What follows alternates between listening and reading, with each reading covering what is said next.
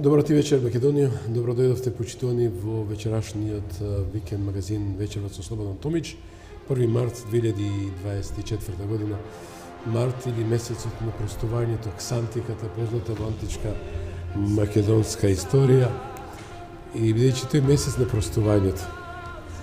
Но кој колку ќе ни прости, кој кому ќе простиме, ни кому ќе простиме, оставаме самите да се дефинираме. Имајќи факт дека сите грешиме, но колку знаеме да се поправаме и да не ги повторуваме грешките, зависи од самите нас. Лесно е да се греши. Оште потешко е да се простува, односно барање прошка. Но не би сакал да ви проповедам во секој случај во знак на овој месец на простувањето и исправувањето на грешките. Решив оваа емисија во Викенд магазин да го посветам на македонските херои кои се наоѓаат во македонските зандани. Тоа се 16-ти на број кои добија драконски казни што ни турскиот суд не им изрече на македонците во тоа време, тоа повеќе од 211 години затвор. 27 април ќе го третираме како тема, а задоволство и предизвик ми е што го поканив адвокатот Драган Пешевски, еден од адвокатите кои застапал повеќе случаи и со него ќе ја третираме оваа тема.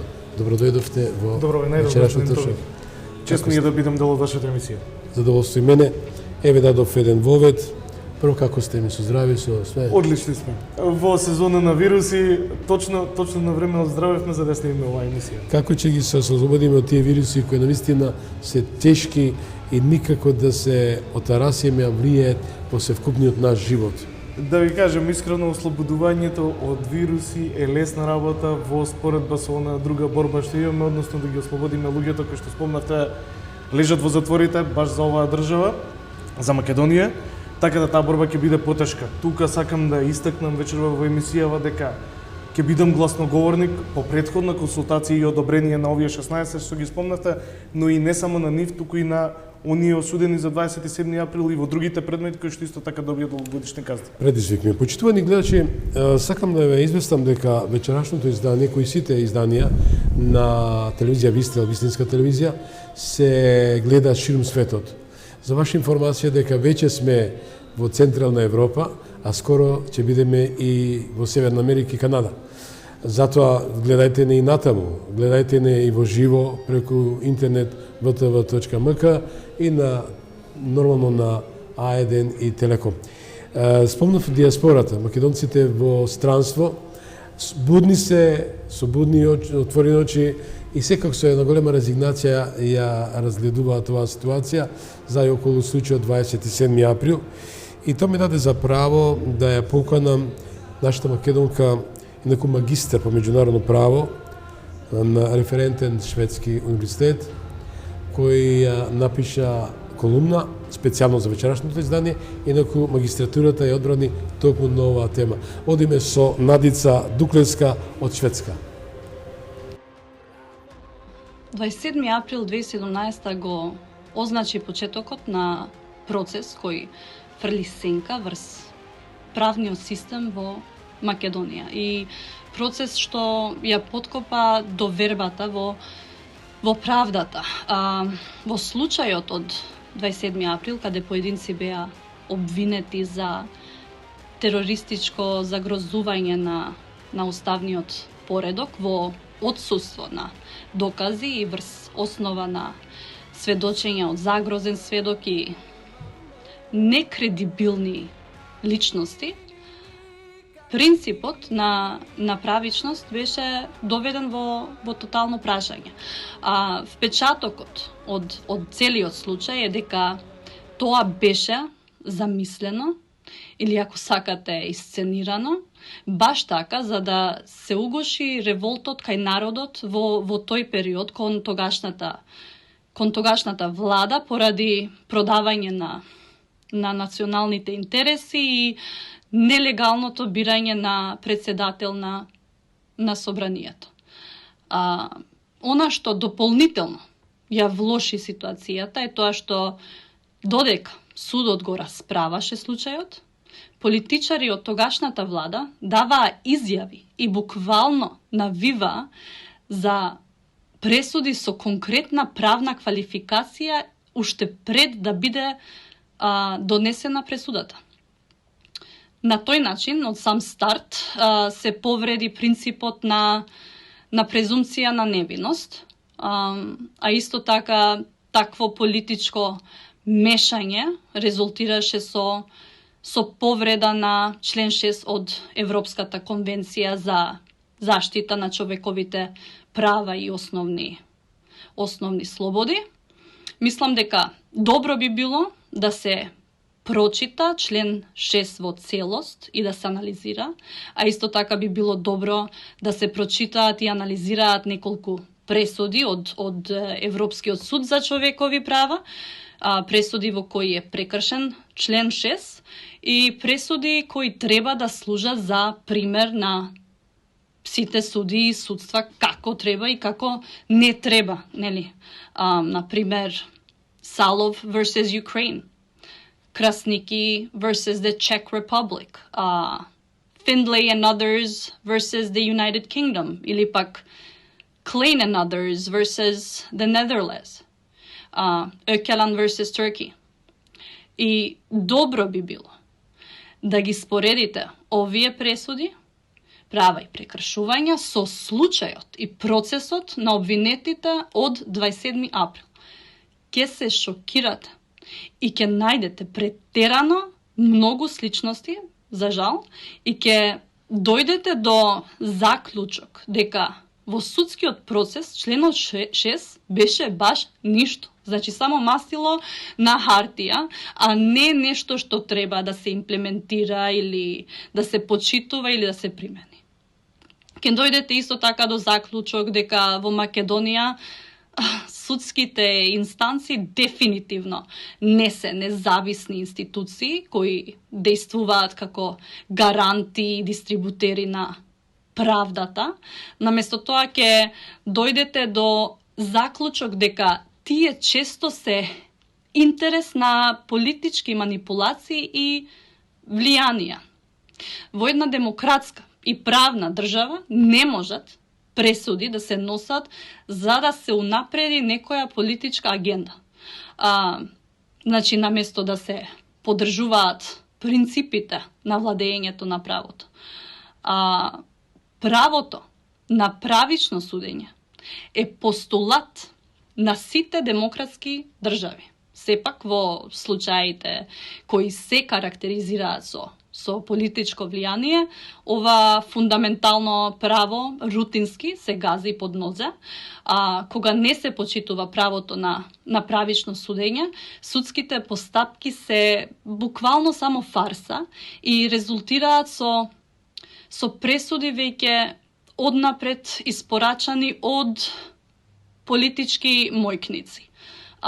Повеќе статистики покажуваат дека народот во Македонија нема доверба во правниот систем, исто така е констатирано во последниот извештај за Македонија од Европската комисија дека постои сериозна загриженост за надворешно влијание врз работата на Судскиот совет и правосудството во Македонија. Во истиот тој извештај се констатира дека тоа може да биде значителна пречка за исполнување на стандардите потребни за членство во ЕУ.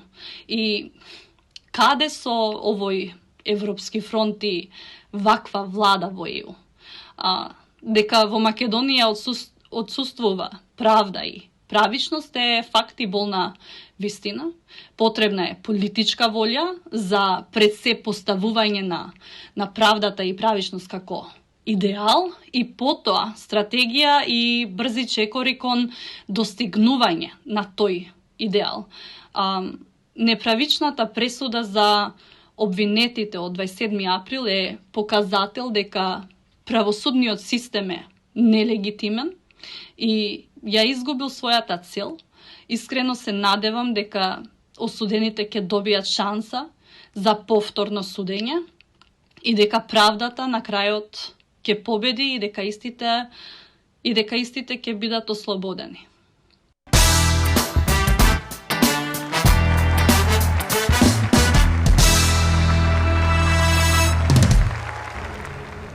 И благодарам многу на госпоѓата Надица Дуклеска, магистер по меѓународно право при Лундскиот универзитет во Шведска. Тој е еден од најреферентните универзитети, можам да речам, и во Европа. Господин Пешевски, што ќе додадете накратко за ова? Прво да ја поздравам колешката правник. Честитки на добриот труд кој што го има направено на оваа тема. Магистрирала токму на темата 27. Значи на темата 27 браво, мислам браво на изборот на темата, можеме да магистрираме како не треба да се суди. Токму тој го има направено колешката и можам да ја честитам на тоа. Да. Ова е еклатантен пример во македонското правосудство.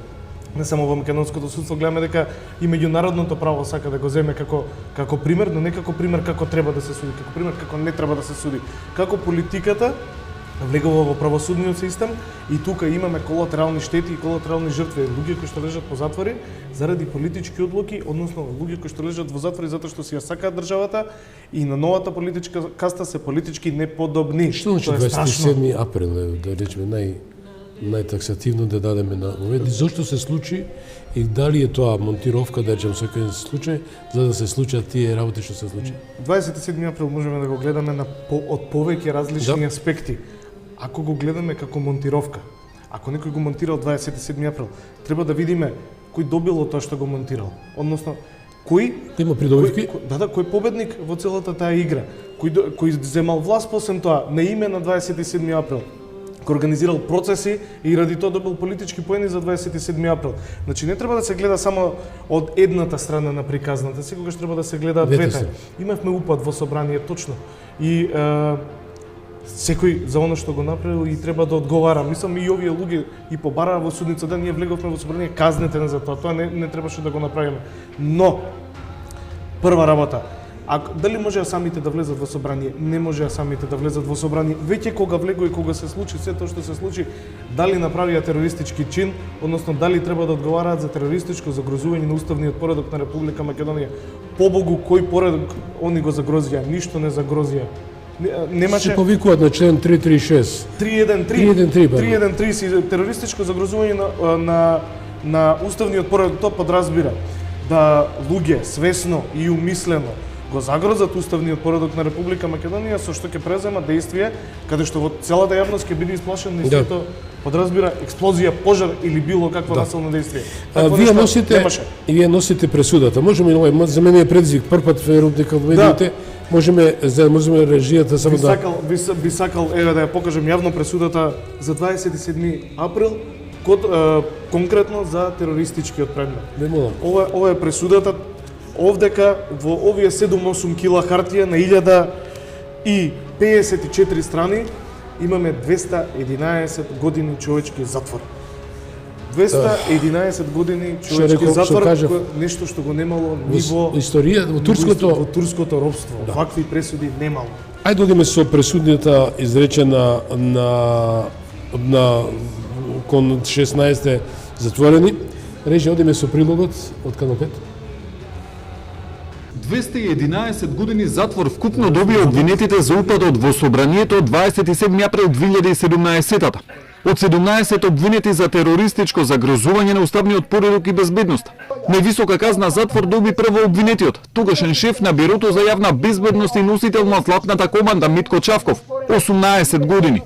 Неговите колеги Митко Пишов, Душко Лазаров и Горан Ѓошевски Леви добија по 15 години. Оливер Поповски е осуден на 13 години. Оливер Радулов на 10 години затвор. Разузнавачот Мунир Пипик доби 15 години, а најмалку доби Абдулфита Алими 7 години. Да, само се задрживме на пресудата и годините. Што ќе додадете на најко се зове? Нема што да додам, значи ова ја ќе ви кажам нешто околу терористичкото загрозување на уставен поредок, односно двете постапки што се водеа за ова. Ова е постапка за војниците, се водеше и засебна постапка за организаторите, односно за политичката каста во овој предмет. Тога беа председателот на собранието и уште неколку видни политичари во тој период. Овие луѓе добија по 18, 15, 12 години затвор како војници, а генералните добија по 5 и 6 години и таа пресуда е предмет на ревизија и е вратена на повторно судење. Тоа е све што треба да ви кажам за овој монтиран политички процес. И јас имав таа можност, ја поканив госпоѓата Вилма Русковска учествуваше во Гласот на народот и благодарам наистина што дојде во мојата емисија и ми предложи да го дадеме тој сегмент, токму што спомнавте како пример кој се изучува како негативен пример на универзитетите во Европа. Да. Да видиме, додиме со прилогот, со Вилма. До 27 не смеам да не ме прашам. Зашто не смеам? Затоа што народот ме замоли. Молим те, прашам. Дали се чувствувате, имате грижа на совест за тие луѓе што се во македонските затвори и колку е веродостојно на изјава на еден, како што го нарекуваат, не кристално чист и јасен сведок, да земе на душа на брат луѓе кои имат казни 3 века. И овој предмет се зима како лош пример во изучување на кривично право на универзитетите во Европа. Кажете ги кои универзитети во Европа? Или вака на памет ќе збориме? Ова како информација. Значи, не потврдени информации, многу е лошо кога се шират во јавност. Напротив, кога беше завршена истрагата и кога се подигна обвинение, зборуваа професори дека предметот треба да се изучува на правниот факултет како предмет како треба да се води предистрага и истрага. И затоа дека се проучува како предмет на универзитети во Европа е толку паушално дадено, добро. Имате слушано, не, немам слушното, еве прв пат од вас слушам. Грижа на совест немам и предметот нека не се спинува цело време, е резултат на еден сведок. Вие знаете ние колку доказни материјали доставивме до судот. И колку 37 сведока имавме. А плюс тоа море на доказен материјал. Тоа е Вилма Русковска. Да, Што коментира? за жал тоа е Вилма Русковска, иако морам да ви кажам, никогаш не сум имал и не е моја одлика да коментирам колеги, односно да зборам лошо против нив. Свесно ќе го направам сега во ситуацијата тоа, затоа што слушнав дека колешката нема грижа на совест за водење на оваа постапка. За да имате грижа на совест треба да имате совест прво. Тоа е претходно прашање за да имате грижа на совест. Второ, колешката никогаш не објасни, иако во постапката повеќе пати ја прашувавме како овој предмет и како еден кривично правен настан на 27 април. Прво, беше оквалификуван како учество во толп. После беше оквалификуван како спречување на службено лице во вршење на службено действие. Потоа беше преквалификуван како насилство. За на крај, последните два предмети да биде квалификуван како убиство, тоа беше предметот со наводното убиство на господинот Села и големото финале, терористичко загрозување на уставниот поредок. Како еден кривично правен настан може да добие 5 обвинителски квалификации, нека ми објасни колешката Вилма, никогаш не одговори на тоа прашање затоа што нема што да одговори. Она беше дел од политичката монтировка на овој процес. Одговорно тврдам. Да. Госпоѓата Кацарска според јавното мислење вели како награда го доби местото што е денеска председател на Уставен суд. Значи не можем да тврдам, но горчината во устата останува и сите гледаме дека по донесувањето на оваа пресуда господјата Кацарска беше наградена не со одење во пензија, туку со продолжување на кариерата уште 9 години во Уставниот суд на Република Македонија. Че ми дозволите, почитувани, и јас веќе ве замолам, господин адвокат, да му дадеме простор господинот Михајло Маневски, како поранешен министер за правда, како тој го коментира се тоа за настите 27. Одиме со Михајло Маневски. Потенцирам сега една друга поента, а тоа е дека на случајот на обвинетите до 27, на осудените од 27 април, значи, ако го споредиме со она што значи пресуда за организаторите на овој 27 април, да, овие лица, ќе видиме дека тоа е практично клин во самиот случај. Тој го девалвира случајот и тој го ништи случајот. Ја мислам Врховниот суд преку тоа не може да помине. Не може организаторите, наводните организатори, не сакам да кажам дека се организатори, а тие се по 6 години, 6,5 години, 4 за 25 години осудени, а извршителите се осудени по 18, 16, повторно се базирано на 17 и така натаму. И сето тоа практично говори за една какафонија на лицата кои што таму кои што се по 5 години, кои што 3-4 години детето не може да си го види, Јане Ченто или од Команово Игор Јук и така натаму, да не ги спомнувам, тоа се све судбини, тоа се големи трагедии. И не може Врховниот суд да помине, според моје мислење, да помине да има една пресуда за организаторите, оној седи горе, командува да речеме ние сме тие кои што треба да извршиме, ние сме извршители, тој таму да биде казнет 3 пати помалку отколку што извршителите. Така да очигледно е дека целиот случај е конструкција. Тоа ми говори дека е целиот случај конструкција, а најдобар доказ за тоа е случајот со организаторите на сето ова, каде што ама нема никакви елементи, какви организатори, какви ѓавол. Народот веќе не може да го трпи ова и не сме да го трпи. И демократијата ја ставија под нозе овие кои што ги затворија овие лица затоа што ги уриса најелементарните човекови права. Ваш коментар на се тоа? Значи да, без разлика кој какво мислење има за поранешниот министар за правда, тука морам да кажам дека апсолутно во право, освен во еден дел. Он изразува неверување дека Врховниот суд ќе потврди оваа пресуда.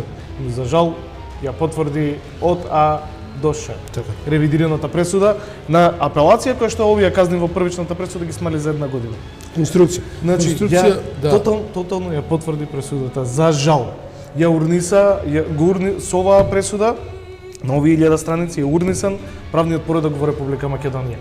И све што следеше после тоа е резултат на ова. Колку е тоа сериозно за една земја која претендира да биде членка на Европската унија, имајќи факт дека како папагали повторуваат едно иста фраза дека се они проевропски настроени, се мисли на коалицијата која е во заминување СДСМ ДУИ, и покрај се тоа што се главни одговорни за се тоа што се вика 27 април.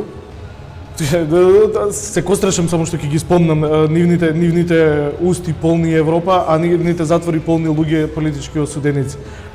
Не можеме вака да идеме во Европа. Во Европа се бара почитување на правото, односно почитување на правниот поредок на правниот систем. Све што е направено откако СДС е на власт, од почетокот на изборот на председател на собранието, првиот избор на Талат Џафери во собранието, па до ден денеска е против правно рушење на правниот поредок. Прво, како го дефинирам тој избор, како нелегален и незаконски. Ние не знаеме дали тогаш нема записник. Се уште не знаеме дали во тој момент е изборен председател на собранието на Република Македонија. Од друга страна на овие луѓе тука што ги спомнуваме денеска, им се става натовар дека пробувале да спречат избор на председател на собранието. Не, тоа не е точно. Упадот во собранието се случи откако председателот на собранието наводно беше избран и заврши конститутивна седница. Тоа значи дека во моментот на влез на овие луѓе собранието официјално не работи. Па уставниот поредок не може да биде загрозен на ниеден можен начин. Во секој случај повторно монтировка. Класична монтировка. Што е влезната врата, читав дека не можат 5000 души да ја отварат. Ја не читав, ја слушав. Додека траеше судењето, викнавме безбедносни вештаци на темата. Професионалци. Архитекти, професионалци за обезбедување кои што дојдоа и во судница пред сите, пред судечкиот совет, пред новинарите, пред обвинетите, пред адвокатите, објаснија дека вратата во собранието е толку многу мокина да и 5000 луѓе да пробат насилно да влезат, истата не може да биде пробиена на никаков можен начин, ни од 10.000 луѓе. Истата може да биде пробиена со тенк или со артилерија. Такво нешто во случајот немаше. Дали се утврди кој ги повреди Заев и неговите етажи, бидејќи постојат некои сомненија дека никој ниту еден, односно има сознание дека никој еден од осудените не ги повредил, и на начинот кога беа испрашувани Фросина, Ремински и сите, тие потврдиле дека луѓето кои се обвинети не беа тие сторители на такви. Точно. Дали точно е. Точно е, дури на сведочењето се смеевме, ниту еден не беше посочен дека преземал насилно действие, освен некои ситни насилни действија, некои што ги запамтили, кои знае дали беа точни, за ниеден од обвинетите не можеме да кажеле дека преземале насилно действие. Тоа се нивни сослушувани биле. Сослушувани, апсолутно, не само сослушувани, имаме и снимки. И записници имаме и снимки од собранието, од сите можни ходници. Овие лица немаат преземено населни действија. Морам да го спомнам тука Горан Ангелов, кој што беше одбиен во почетокот за амнестија заради тоа што вика презел насилно действие. Полицаец го фатил за раката, а он насилно си одвлекол. Ако е тоа насилно действие, да, онда ќе е заслужени 15 години секоја чест. Еве ќе спомнам Петре Шилегов, Росина Ремински, Павле Богоевски, Мухамед Зекири и останати сведоци кои беа без разлика. Беа прашани дали некој од присутните ги удрил, сите одговорија не. Се опишуваат исто така лица кои дека не биле фактички овие што се притворени, затворени, туку сосема други лица не се евидентирани во рамките на обвинителните. Значи, тука ќе дојдеме и до моментот на законот за амнестија конкретно. Да. Затоа што законот за амнестија не можеше да ги амнестира лицата кои што презеле насилно действие и лицата кои што носиле оружје. Тука се докажува монтировката во целиот случај затоа што обвинет кој што каже дека носел оружје беше амнестиран. А лицата кои што видовме дека не презеле насилно действие не беа амнестирани во овој случај. Да.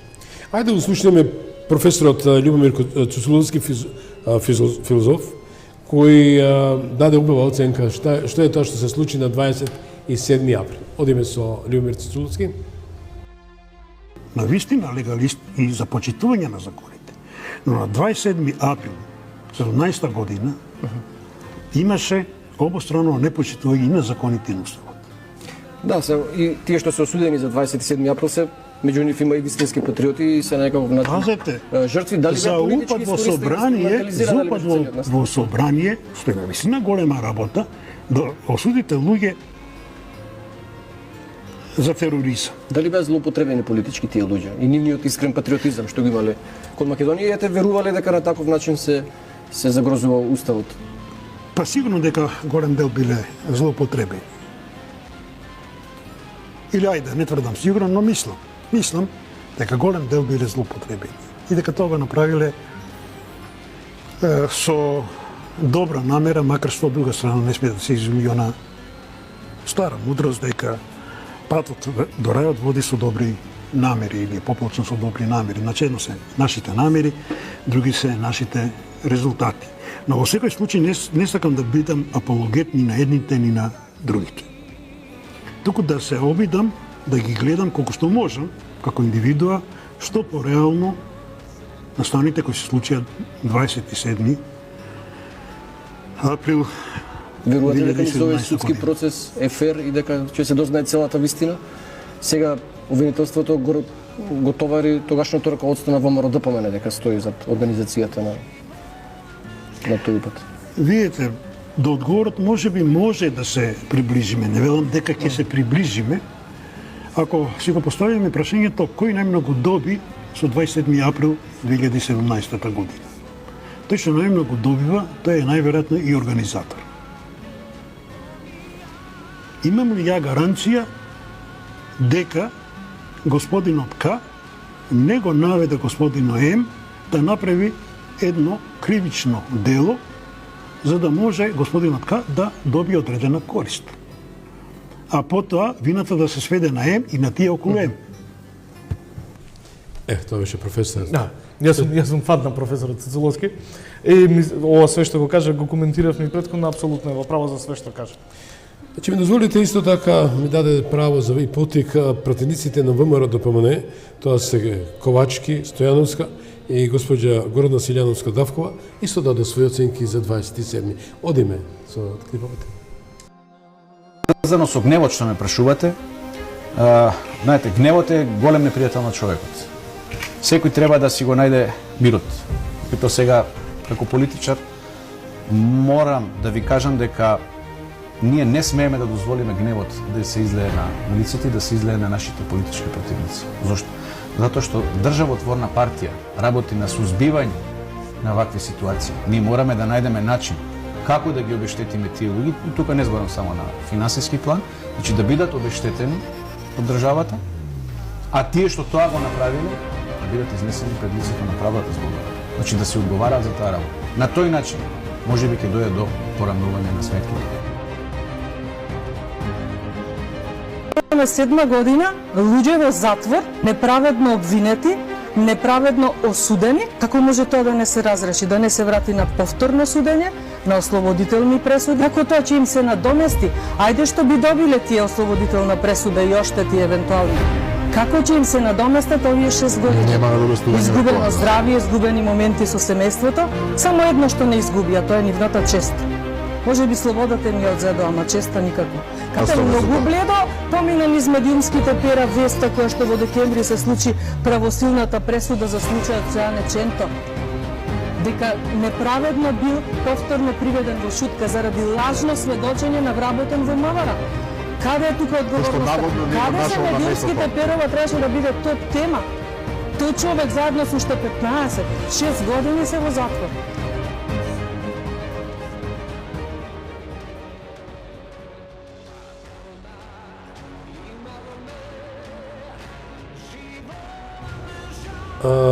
Тоа беа почитувани, сепак во подготовка на емисијата се послужив со пораки, затоа ќе најдам на разбирање и по социјалните мрежи и телевизиите, затоа тоа е телевизиски избор, ќе најдам на разбирање. Сепак кога се работи за едно суштествено прашање, ќе се согласите вие со мене? Апсолутно. Дека што би додале на се тоа што видовме дека дефинитивно јасна е ситуација, амнестијата не е во прашање туку правдата. Бидејќи ова е монтиран случај, а не само тоа, и да се финансиски обештета, дали може здравието да се тоа рефундира, да се... Сега ќе ви кажам, за конкретниот предмет имаше два закони за амнестија. Така. Едниот беше законот кој што се донесе, додека траеше судскиот процес, подлабоко ќе влезам во тој закон. Вториот беше закон кој што беше поднесен од моја страна. Првиот закон за амнестија беше класичен упат државен, провладин тогаш, во судството, со кој што се направи најголемиот криминал и најголемото оштетување на оваа држава во незината историја. Така. Со давањето на законот за амнестија, дел од обвинетите во овој предмет, во тој период пратеници во Собранието на Република Македонија, беа ослободени, односно амнестирани, уценети или што и да е, или дали им биле ветени пари, не знам што им било ветено. Тендери. Не може би и тоа, затоа што гледаме дека такво нешто се случи, нема да тврдам, но ќе ги кажам сите шпекулации јавно. Значи, од лукративни причини беше тоа да прави. А беше дадена амнестија, со која што амнестија тие уценети луѓе го променија името на оваа држава и го изгласаа Преспанскиот договор во собрание која што имаше председател кој што беше незаконски избран и тоа може да биде основ и тоа како за водење на понатамошни постапки оваа власт паѓа и правда мора да има за се она што е направено претходно. Ајде да речеме дека народот или нема никаква пристрасност, јас зборам пред се како човек. Прво како македонец, а потоа како човек. Правам диференцијација, ти македонец е нешто свето. Да видиме што вели вашиот колега Валентин Зафиров, поранешен судија, исто за случајот. Можеме да го слушнеме господинот Валентин Зафиров. Да не се слагам дека политиката кај нас оди баш од судството, тоа воопшто не се слагам. Меѓутоа, ако сеете и уште пред да ги судат, па не знам, неколку дена јас бев гостин во ова студио и ја кажав дека таа квалификација не може да биде. Јас се уште тврдам дека тоа е неправедно, ниту правно издржано. Значи, кога зборувам неправедно, не може бе луѓето што отишле таму, не знам од кои причини да демонстрираат, да ги судиш за такви драконски казни, истовремено организаторите, оние што отварале врати, што треба да гласаат за Преспански договор, да ги ослободиш. Мислам, тоа е нехумано. Тоа само нехумано општество може да го направи. И сега ние ќе зборуваме за политика и право. Кое право е тука? Кое право е? Значи, правото за овие постои, а за овие главни криминалци, ако веќе се криминалци, не зборувам дека се криминалци, меѓутоа ако го организирале, нели по некоја логика, нивната одговорност е многу подобра. Не знам ја како они терористичко загрозување имаат кога Анđеlovски, не знам како се викаше, од Велес, него знае Ченто од Прилеп, па дошол некој од Радовиш, значи спонтано таму се собрале. Дајте му 5 години. Значи, поради начинот пред јавноста и така натаму, ама немајте со 16 години, со 14 години газна, пак ги оттепаа луѓето. Ако заслужиле, ако овие, пак колку треба да дадат на организаторите? И првостепените, колку беа казните? 6,5. 6,5. Па ако некој добил 14, што бил заведен од нив, што го бил организиран од нив, па тој треба да добие 36 години. Да, тоа беше Валентин Зафиров, поранешен судија. Благодарам колегите на 24 вести. Еве, што би додали за сето тоа и отварањето, да речеме, на портите на Пандорината кутија? И колегата ја спомна каузалната врска која што пробаа да ја направат помеѓу политичката каста, упремената, уметничката, насилничката и полициската, не успеа да докажат ништо. Но што успеа да докажат? Успеа да докажат како луѓето успеале да влезат во собрание. А тоа е со отварањето на портите од страна на тогашниот пратеник Крсто Муковски. Моје сочувство за трагедијата што се случи во неговото семејство, тоа нема никаква врска со ова, но не можеме да го ослободиме од одговорност дека баш тој, амнестиран за овој случај, е директен причинител на све она што се случи внатре во собранието после тоа. Без негово отварање на вратите, ништо тоа не можеше да биде случено. Пред фактите и боговите молчат. Да. Фактот беше и Советот на Европа, Европскиот суд донесе пресуда за господин Пешов. Сега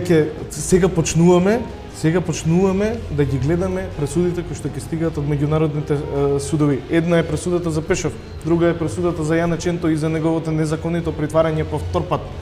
Страшно. Да. А сега ќе почнеме да ги гледаме како ќе паѓаат и оваа пресуда, како ќе па дори не би употребил за тоалетна хартија. Мислам дека тоа ќе го утврдат меѓународните судови. Одиме да видиме токму вакви интересни монтировки имаме во времето на Методи Антонов Ченто, кој беше јасен и дефиниран дека е проевропски, западно ориентиран Македонија да биде дел на тој сојуз.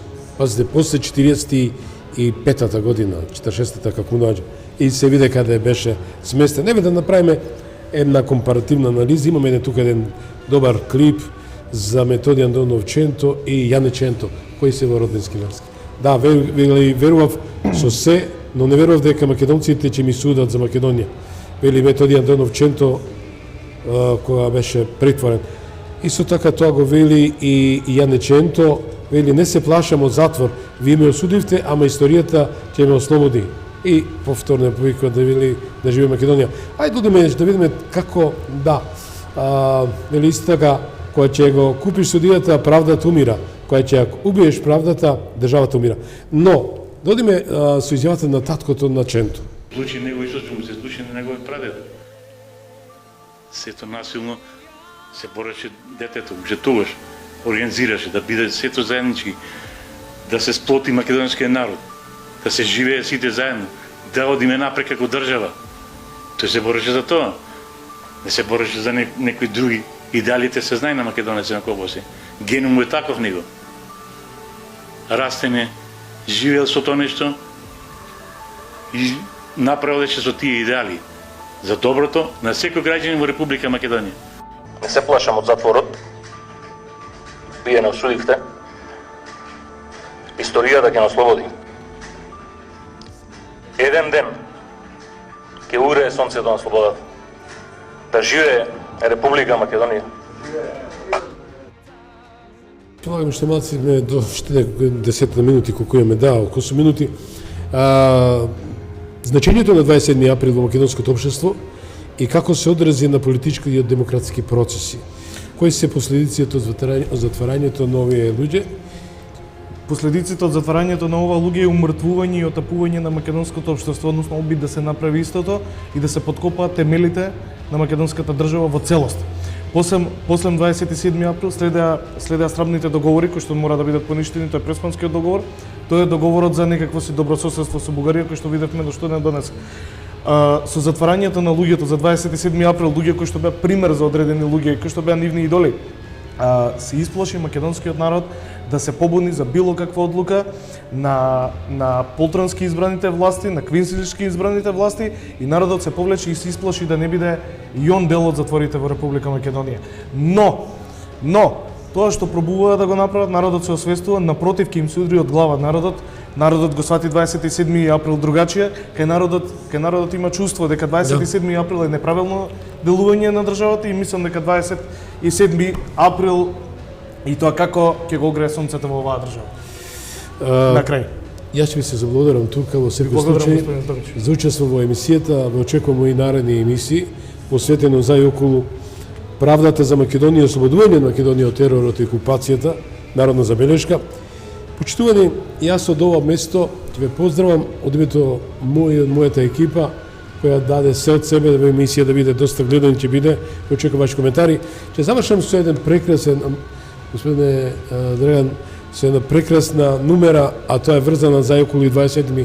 април, познатиот настан за околу притварањето на македонците кои се бореа за Македонија, преточена во песната "Налеј на неј", кој Зоран Заев ја забранил. Ве поздравам. Песната иначе ми е фаворит. Фантастична песна за крај. И јас би ја предложил на гледачите. Поздрави од нас. Еве, уживајте со песната. Жалам, не може да се ужива, ова е наистина тешки тревожни моменти за жал. Семејствата и натаму ги очекуваат своите луѓе кои се стопани и столбови на семејството. И на мој народи, вие сте стопани и столбови на Македонија. Затоа ве поздравувам и ве препуштам на убавата музика, што има порака.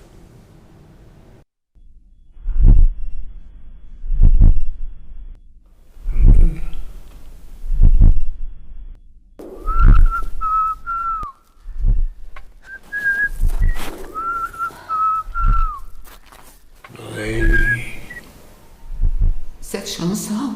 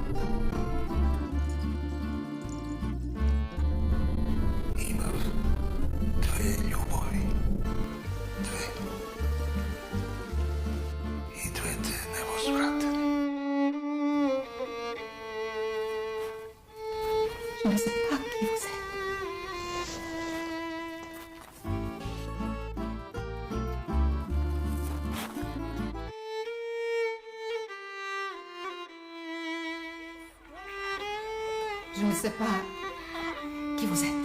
Parola imame, smrti ili sloboda.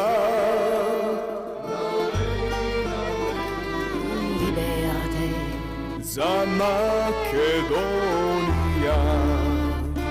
za Makedonija. Македонија, земја поровена. Те сакам неизмерно. Ils sont tous morts.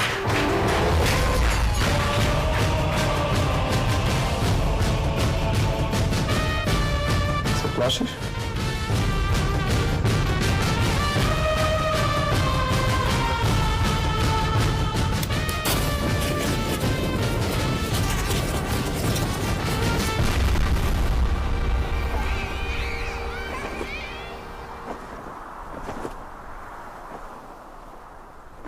Vous n'êtes pas un Macédonien.